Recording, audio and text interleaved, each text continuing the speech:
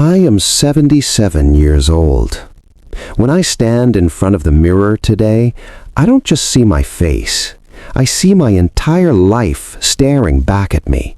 White hair, tired eyes, and a silence that speaks louder than words ever could.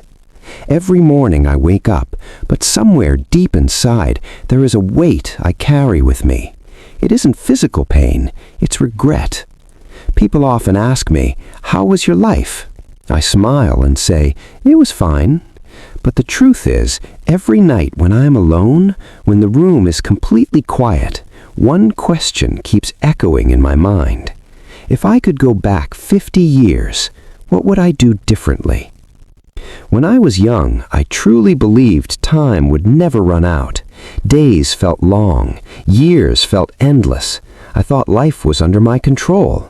I believed I could do everything later. Tomorrow always felt guaranteed. I didn't understand back then that every decision made today quietly shapes tomorrow. I ignored small moments thinking they didn't matter, but now, looking back, I realize life is built entirely from those small moments we dismiss. I gave most of my time to work. I told myself I was building a future. I left home early in the morning and returned late at night, exhausted. To me, success meant money, position, and respect from others.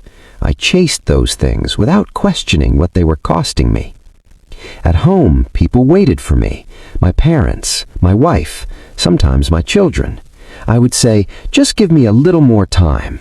I believed I was doing everything for them, but in reality, I was postponing the very moments that mattered the most. Time never waits. I still remember one day my mother said to me, "Money is important, but you are important too." I smiled and brushed it off, thinking she was just being emotional. Today, when I remember those words, my chest feels heavy. I wish I had stopped that day. I wish I had sat beside her and listened. When we are young, we think being strong means not needing anyone. We suppress our emotions and call it maturity. I did the same. I pushed my feelings aside and focused on being practical. I believed emotions were a weakness. But over time, I learned the truth. Ignoring your feelings doesn't make you strong. It slowly eats you from the inside. I smiled in public, but felt alone in private, and I didn't even know how to explain that loneliness to myself. Now, at 77, my biggest regret is that I treated time lightly. I assumed life would always give me another chance.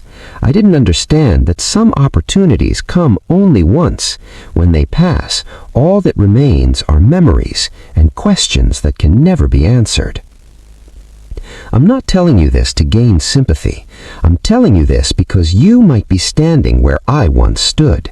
You might be telling yourself that everything can wait until tomorrow. If that's you, remember this. Time is the most expensive thing you own, and once it's gone, you can never buy it back. There is something no one tells you when you are young.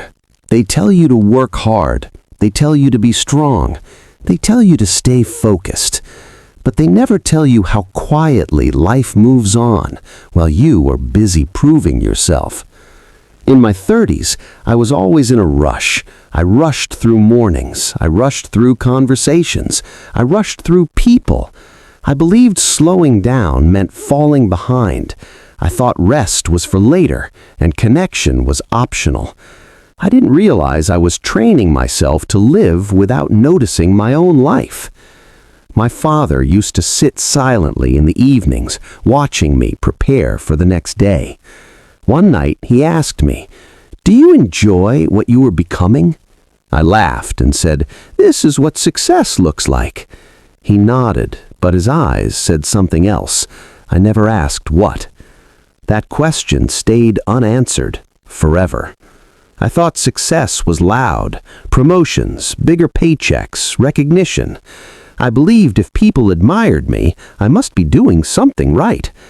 What I didn't understand was that admiration from a distance often replaces love up close, and love cannot survive neglect. I missed birthdays. I missed dinners. I missed ordinary days that would later become priceless memories. At the time, those days felt unimportant.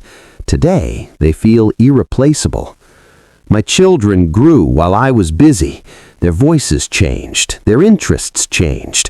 One day, I realized I knew their schedules better than their thoughts. I knew what time they slept, but not what kept them awake at night. That realization came too late. I told myself I would make it up to them someday. I believed apologies could be postponed. But life doesn't wait for apologies. It keeps moving, whether you are ready or not. I also made another mistake, one that many people make without realizing it. I stopped listening, not just to others, but to myself. I ignored the quiet voice inside me that said something wasn't right. I drowned it out with busyness and responsibility. Whenever discomfort appeared, I escaped into work. Work gave me an excuse. It gave me identity. It gave me a reason not to feel.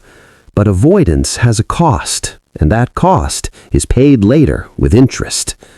As years passed, relationships changed. Friends drifted away.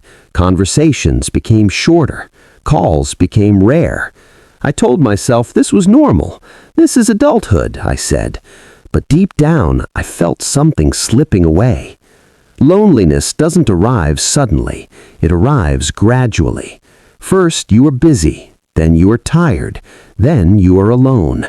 And by the time you notice, you don't remember when it began. I used to think I was independent, strong, self-sufficient. But now I understand that independence without connection is just isolation wearing a mask. Humans are not built to walk alone for too long. In my 40s, my health began sending quiet warnings. Small pains, restless nights, constant stress. I ignored them. I told myself I would take care of my body later. Later never came. Your body keeps score, even when you don't. It remembers every night you didn't sleep, every emotion you suppressed, every signal you dismissed. One day, it stops asking politely. I believed I had time. That belief shaped every wrong decision I made. Time felt infinite until suddenly it didn't. Now, at 77, I understand something I wish I had known earlier. Life is not just about building something impressive. It is about being present while you build it. Without presence, even the greatest achievements feel empty. If I could return to those years, I would choose differently. I would slow down without guilt. I would listen without checking the time. I would value people more than progress. I would treat moments as fragile, not guaranteed. Because the truth is simple, even if it is painful. You don't lose life all at once. You lose it in pieces, in missed conversations, in postponed hugs, in later that never arrives. And one day you wake up old, holding memories instead of moments. There's another truth no one prepares you for when you are young. Your biggest regrets rarely come from what you did wrong. They come from what you never did at all. In my younger years, I played life safe. I chose certainty over curiosity. I chose comfort over courage. Every time an opportunity scared me, I called it being realistic. I convinced myself that dreams were luxuries meant for other people, not responsibilities meant for me. I had ideas, I had ambitions, I had paths I wanted to explore, but I also had fear. Fear of failure, fear of judgment, fear of starting over. And fear is very convincing when you let it speak louder than hope. I told myself I would try someday. Someday became years, years became decades, and decades became excuses. People often say failure ruins lives. That isn't true. Failure hurts, but it teaches. What truly ruins lives is the quiet decision to never try. Failure leaves scars. Regret leaves emptiness. I remember watching others take chances I was too afraid to take. Some succeeded, some didn't, but all of them lived with stories. I lived with questions, and questions are heavier to carry than scars. I also misunderstood happiness. I thought happiness was something you earn after everything else is done, after success, after stability, after retirement. I didn't realize happiness is something you practice, not something you postpone. I waited for the right time to enjoy life. I waited to travel. I waited to rest. I waited to feel proud of myself. But the right time never announced its arrival. It simply passed by while I was busy waiting. As I grew older, I noticed something painful. The world didn't need my permission to move on. Opportunities closed quietly. People changed. Doors that once felt open stopped responding. And suddenly, effort wasn't enough anymore. Energy fades faster than ambition. In my 50s, I began noticing how fast everything felt. Weeks disappeared. Years blurred together. I used to say, "Where did the time go?" But the truth was uncomfortable. I knew exactly where it went. It went into delay, into distraction, into fear. I had also built walls around myself without realizing it. I learned to appear confident even when I was uncertain. I learned to give advice I never followed. I learned to look strong instead of being honest. Those walls protected me from embarrassment, but they also blocked connection. Vulnerability scared me. I thought opening up made you weak. Now I know it makes you human. The moments I remember most clearly are not achievements. They are conversations, confessions, times I allowed myself to be seen. But those moments were rare because I didn't allow enough of them. Another mistake I made was believing that passion fades naturally with age. It doesn't. It fades when ignored. Passion needs attention. When neglected, it doesn't disappear. It turns into resentment. I resented myself more than anyone else, not loudly, quietly, in small moments, when I saw someone living freely, when I heard someone speak boldly, when I realized I had once wanted the same things. I told myself it was too late, but too late is often just fear wearing a different name. Now, at 77, I understand something clearly. Life rewards action, not intention. The world does not respond to what you plan to do. It responds to what you actually do. If I could return to those earlier years, I would not ask for certainty. I would ask for courage. I would choose imperfect action over perfect hesitation. I would start before I felt ready, because readiness is a myth. You don't feel ready and then act. You act and readiness follows. I would also stop measuring my life against others. Comparison stole more joy from me than failure ever could. Someone else's timeline is not a deadline for your life. I learned that too late. And most importantly, I would stop waiting for permission to live fully. No one was coming to give it to me. No one ever does. Life doesn't begin when conditions are perfect. It begins when you decide to stop waiting. If you are listening to this and you feel fear, uncertainty, or hesitation, good. That means something inside you still wants more. Don't silence it the way I did, because one day silence turns into regret, and regret has the loudest voice of all. As the years passed, I began to notice something frightening. Life didn't slow down as I aged. It sped up. In my 60s, days started blending together. Monday felt like Friday. January felt like July. I would look at the calendar and feel genuinely shocked. Another month gone. Another year finished. Time no longer walked. It ran. That was when fear finally caught up with me. Not the fear of failure I had when I was young, but the fear of ending my life unfinished. I started asking myself questions I had avoided for decades. Did I live honestly? Did I love openly? Did I become who I wanted to be, or just who I needed to be? Those questions don't have easy answers when you're old, because by then most choices are already made. I also began noticing how invisible older people become. When you're young, the world listens to you. When you're old, the world looks past you. People speak louder, faster, and shorter. You slowly realize that time has moved you from the center to the sidelines. That realization humbles you in ways nothing else can. I watched my friends age with me. Some became bitter, some became quiet, some disappeared without warning. One by one, familiar names turned into memories. Every funeral felt like a reminder that the line was getting shorter. I told myself I should have spent more time with them, more honest conversations, less surface-level talk. But again, those thoughts arrived after the opportunity had passed. One of my biggest regrets is not expressing gratitude enough.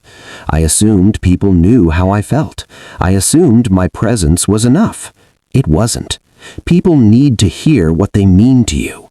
Silence does not protect love, it starves it. I wish I had said thank you more often. I wish I had said I'm proud of you.